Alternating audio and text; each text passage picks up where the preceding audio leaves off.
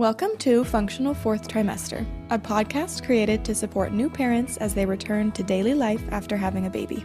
Each episode will talk through common postpartum challenges, share practical education and strategies, and hear from real parents and healthcare professionals along the way.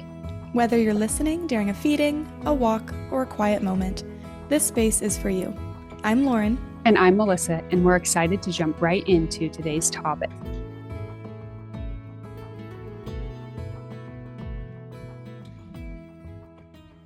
Walking into the NICU can feel overwhelming. Machines, monitors, and so many unknowns. In this episode, we are going to be talking with the NICU nurse about what a typical stay looks like, what you might see and hear, and how you can stay connected to your baby in the middle of it all. If you are in the midst of a NICU journey or you're preparing for the possibility, this conversation is here to help you feel more encouraged, informed, and supported. I'm pleased to introduce our guest today, Landry, who also happens to be my lovely older sister.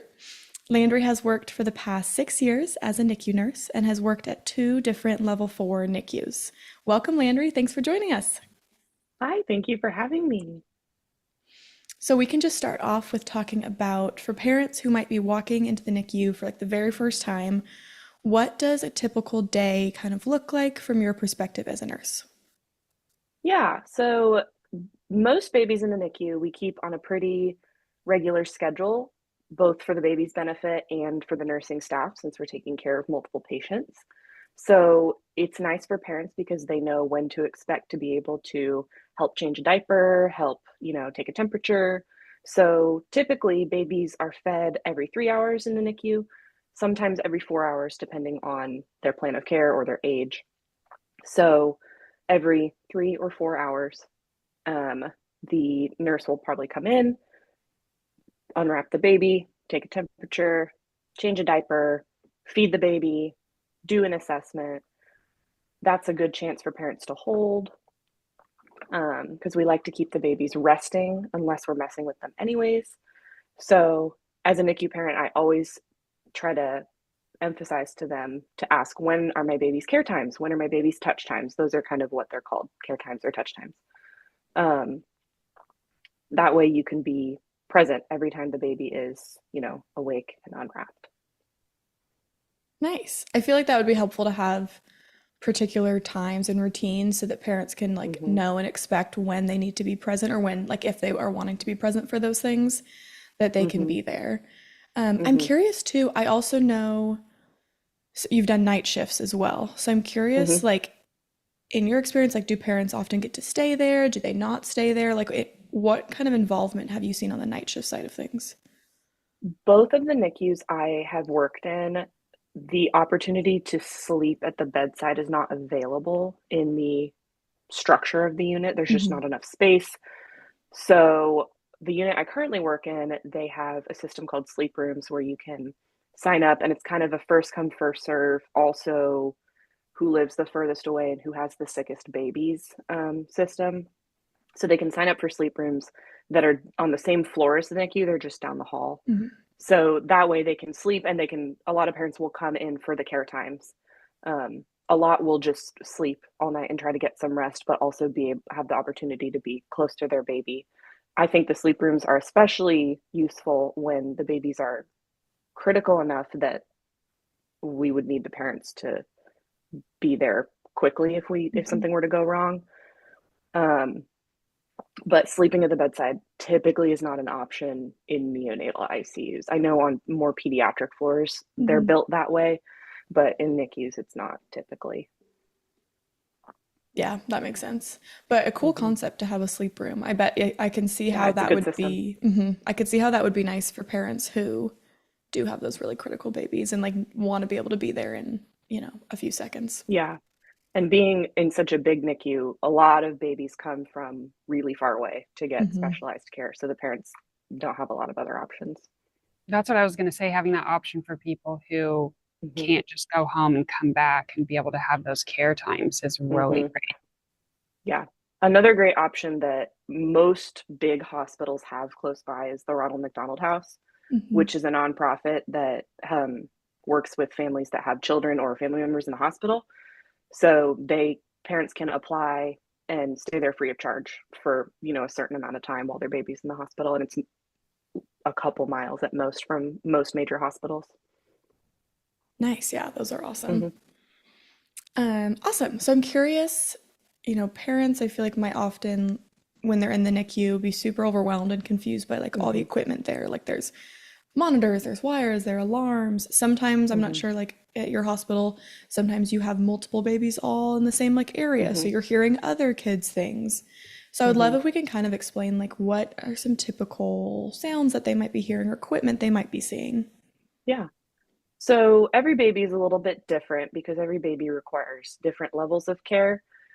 We have a lot of machines. Um, what I like to do with parents, especially the first couple times they're visiting their baby, is I stand there with the parents and I go head to toe on the baby. Like, this is everything that's attached to the baby. This is everything that it's connected to. And then I go up to the monitor and I'm like, this is what this blue number means. This is what this green number means. This is what this yellow number means. There, and the caveat I always give parents, especially when the baby is brand new, that also means that the parents are tired. The mom has probably just given birth. Um, so there's a lot going on. And so the caveat I always give is I'm going to do this right now. And if you need me to do it again in 10 minutes, I will, or tomorrow, or the next day, because it's a lot. No, I always say no baby should have to go to the hospital. So there's no reason anybody should be able to absorb that information on the first try.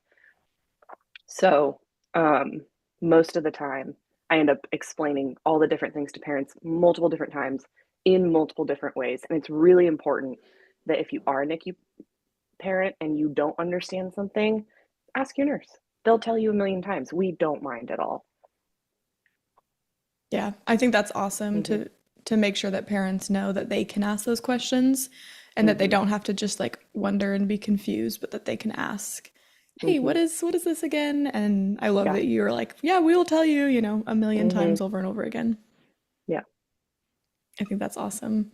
Um, and I'm curious too, I don't know, I don't think we touched on this in the first question, but I'm curious like how often are like other professionals other than nursing coming in? Like, I know nursing is the consistent thing that parents and baby Mm-hmm. are seeing.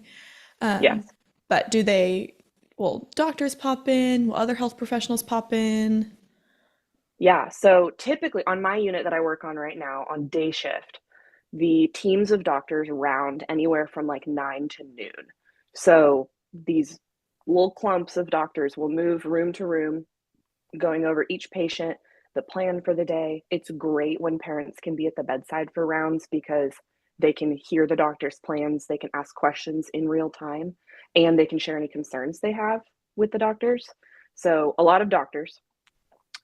We have occupational therapy, we have physical therapy, we have speech therapy. All babies get an occupational therapy and physical therapy referral. All of them will see one or both while they're in the NICU at some point. A lot of the times, if a baby just needs to be in the NICU for a little bit, they only see those specialties once or twice. But our ex preemies need a lot of developmental care. So our therapy specialists work with them pretty intensely. We also have surgeons that will come by and round if a baby has had surgery, if a baby might need surgery. We have cardiology, we have brain doctors, endocrine doctors, gastric doctors, lot of Mhm. people. I always tell parents, especially on Mondays and Tuesdays, it's kind of like a revolving door, Mhm. especially on the more complex babies. It's just one person after the other. So it's a lot of people. And it's really important too for the parents to be like, who are you? And Mhm. that's an okay question to ask because there's so many people and sometimes they have a lot of babies to see, so they kind of forget to, stop and introduce themselves. Yeah. Yeah, that was something I noticed even in like my adult inpatient rehab fieldwork rotation is like sometimes I'd be working with a patient, a doctor would come in briefly and then leave, and the patient Hmm. would be like, "Wait, who was that again? Like, I Yeah, don't it know which happens a doctor lot. that was." So I think it's so important for parents to know that that's something they can Hmm. ask, Yeah. especially that it's also okay to stop the professional and be like, "Can you introduce yourself and remind me who you are?" Hmm. Even if Yeah. you literally met them the day before. Like Yeah. it's okay to get that clarification so you know what Hmm. they're there and what they're doing. Yep. So I get curious because obviously I've never been a NICU mom, but I can imagine, the anxiety that Hmm. would come with that situation, the stress, a lot of the unknowns, and not knowing, like you're talking about right now, Hmm. not knowing who's doing what and why. Um, so are there ways that in like the hospitals you've been in that you support outside of, informing them this is what's happening, this is what we're doing, ask the questions? Are there things that are in place to kind of help support the families with that stress that they're feeling or that anxiety to kind of manage that piece of what's happening? Hmm. So I think that's an opportunity for growth in both the NICUs I've worked in, and I could pretty confidently say a lot of NICUs probably are the same way, just because I think myself as a nurse, especially when I was newer, and a lot of the providers as well, I think we get so focused on taking care of sick babies. Oftentimes we forget, in my mind now, the parents are my patient as well. And I try to keep that mindset, and I tell all of the new nurses I train to do the same thing. But I do think that's a bit of an opportunity for growth in many NICUs. The previous NICU I worked in, I know some of the parents themselves formed like a Facebook group that was kind of like a support group. And then we had a Facebook group for like all our NICU grads where they could share like, questions and going home pictures and, nice stuff like that. But I do think there's a lot of gaps in the healthcare system when it comes to supporting parents of children and babies that are in the hospital for extended periods of time. Makes sense. Hmm. Definitely. Yeah, I can see how that would be a thing. So hopefully we can just keep developing more resources and services to be Hmm. able to support. Because I think too, it's like I feel like that is a population that sometimes gets overlooked a little bit. Hmm. Like when you think about a lot of the typical postpartum resources are targeted as like if you're home with baby versus okay, Hmm. but what if your baby's not home yet? Hmm. Yeah. Yeah.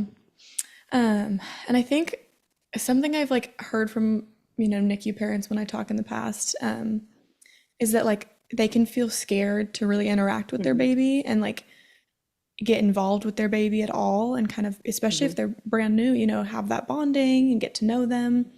So what are some like meaningful ways that parents can be involved in their baby's care even while they're in the NICU? Yeah.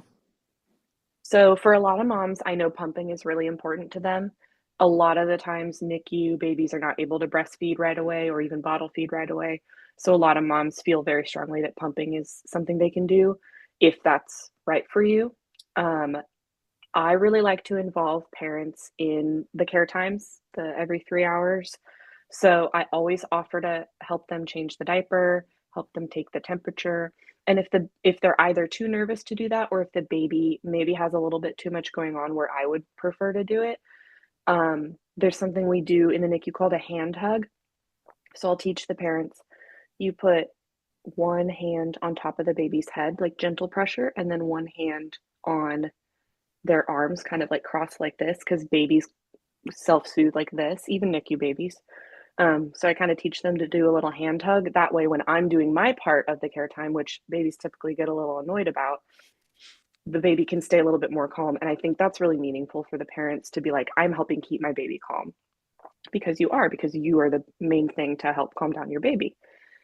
Another thing I try to really do a lot is skin to skin kangaroo care if the baby is stable enough for it. Um, Kangaroo care is has so many health benefits for moms and for babies. So as a NICU nurse, I want my babies to do that because I know they're going to do better afterwards too. We also have if a baby is too unstable or attached to too many machines for kangaroo care, then we have these little scent cloths. So they're like little pieces of fabric just this big, and the moms will wear them, and the dads can wear them too inside their shirts. And then they'll take them out after a few hours, and we'll just put them right next to the baby so that the baby has the parents' smell next to them. Oh, that's sweet. I haven't heard of the little scent Hmm. things. That's Hmm. cool. Yeah. And I think a lot of parents don't know that like the skin to skin, the kangaroo care can be an option. I think Mm, a lot of times you see them hooked up to different things and they're like, well, yeah. I for sure can't touch them. Hmm. So I think it's super important to make sure they're asking their nurses, their doctors, like, is this, is my baby stable enough? Is this Hmm. something that I could do? And then they'll be shown and helped with it. So I think that's awesome. Yeah. Hmm. And I run into a lot, parents being too nervous, even Hmm. when I offer for them to do skin to skin or other things. And I want to emphasize to parents that your NICU nurse is not going to offer you something that is dangerous to your baby. Hmm. I always tell parents, I said, I would not be like offering this to you if I thought that something was going to go wrong. So I think it's important to know that if your NICU nurse is saying, do you want to do XYZ, your NICU nurse is confident enough to help you with that, that it will be okay, even with all the machines. I love that you say Yeah. that because I could see how like they don't want to hurt their baby. Hmm. There's a lot of wires and monitors. And so Hmm. that piece of anxiety, that is Yeah. something you're like you said earlier, that you try to remember that the mom and dad, they're your patients as well. So that Hmm. is something you're doing to be like, I have you. I wouldn't put you in a Hmm. position where you're going to hurt your baby. Like, it's okay. Let me support you. I Hmm. love that because that would be a big fear. I think they don't want to Yeah. cause any extra issues. But yeah, that's awesome. Hmm. Yeah. Yeah. Um, from your experience as a nurse, what are some of like the most common like struggles or worries that you feel like parents are sharing with you or that you're just observing during their NICU stay? Hmm. I think for moms that are pumping specifically, which not every mom, that's not right for every mom. But for moms that are pumping specifically, a lot of them have trouble with their milk supply when they have a NICU baby because, quite frankly, your baby's not supposed to be away from you at the very beginning. That's not natural. Um, no baby should be sick and laying in a bed while you can't be there 24/7. It absolutely sucks. So a lot of moms have trouble with their milk supply, I think just because of the anxiety, the lack of sleep, your baby not being physically close to you. So a lot of moms have shared that with me, and we have lactation consultants in the NICU that are NICU specialized, and they're absolutely fantastic. So they're really helpful resources with that. A lot of parents too, I think the most frustrating thing is when a baby gets really close to going home or like starts to get closer to going home, we cannot ever tell them we know when they're going home. NICU babies are notoriously bossy and chaotic. And every time you think that they're about to go home, they'll throw some wrench in your plan. And I think that's really frustrating for parents because I have rarely seen a NICU baby without at least one setback.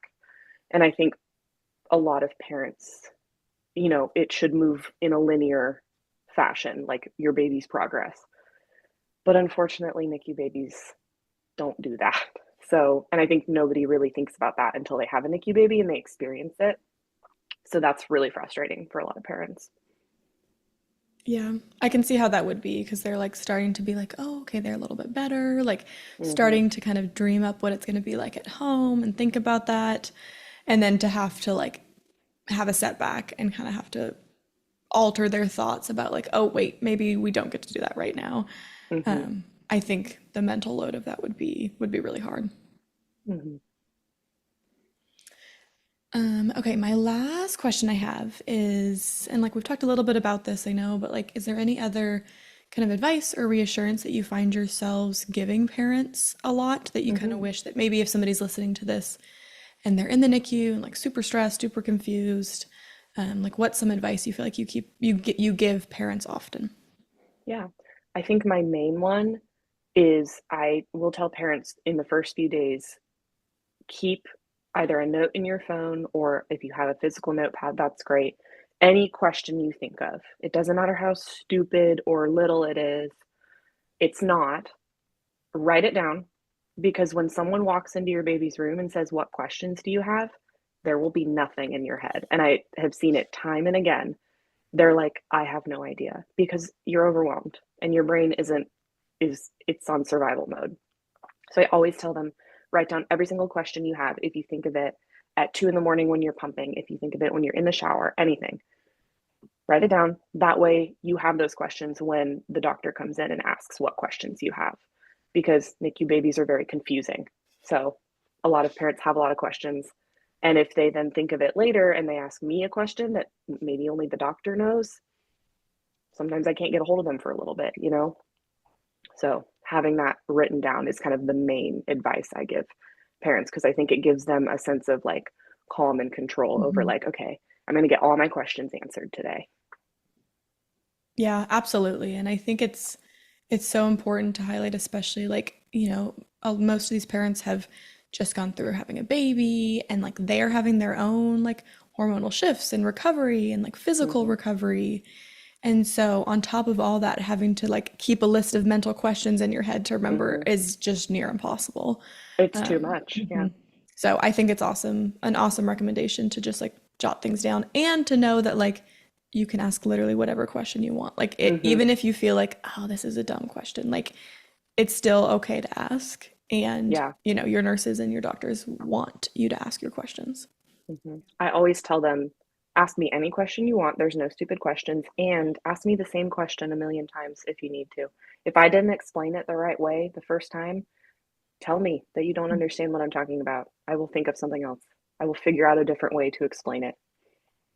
I think this is so important because I don't know that there would be any families that would say, let's have a baby and we're going to be in the NICU when we have Hmm. the baby. Like people don't Yeah. envision that when they decide to have a baby. So the NICU journey is something that people aren't imagining when they have the baby. It's not Hmm. something they're really preparing for most of the time. People aren't really preparing for it at all. So being there to support them and say, like, ask the questions, we'll answer them because they probably aren't researching to better understand Yeah. what that journey is going to look like. And then being able, parents being like understanding that it's okay that they're dealing with the stress of this whole hospital NICU situation and also the loss of what they had imagined. Because earlier you were talking about how you can't really tell them when their baby's going to go home Hmm. because there many times is a setback. And so they keep imagining and waiting for that moment that they were envisioning from the beginning when they had their baby, bringing it home from the hospital. So all those emotions and things that they have to deal with are so huge.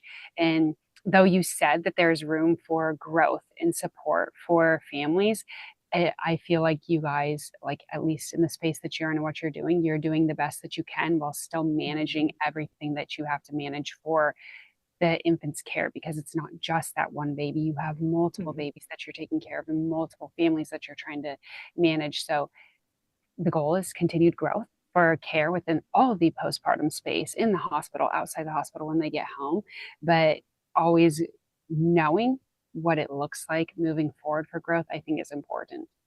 Hmm. Yeah, absolutely. I would love to thank our guest speaker, Landry, for joining us today and sharing about her experience as a NICU nurse. I hope if you're listening today and you're in the midst of a NICU journey, you feel like you have just a little bit more encouragement and support in how to navigate that experience. I think the biggest takeaway from what Landry was talking about was do not be afraid to ask questions and to ask how you can still be involved in your baby's care and to really get some of that bonding time still. In the description to this episode, I will attach a link to our blog post, which will have more information and education about this topic. Thank you all so much for joining us today, and we can't wait to talk with you next time.